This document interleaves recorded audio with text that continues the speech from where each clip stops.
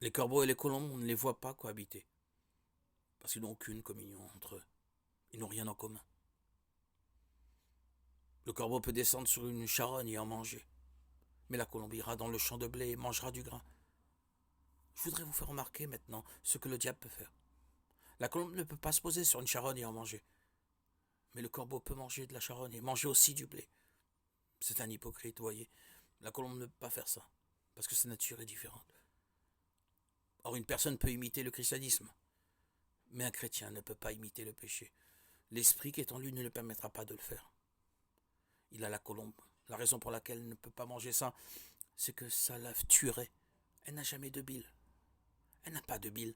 Si elle mangeait ça, ça la tuerait. Le poison la tuerait. Elle ne peut pas le faire.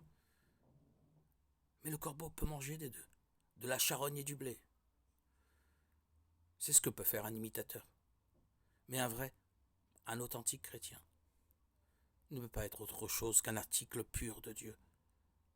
Quelle espérance reste-t-il à un impie quand Dieu coupe le fil de sa vie, quand il lui retire son âme? Job 27, 8.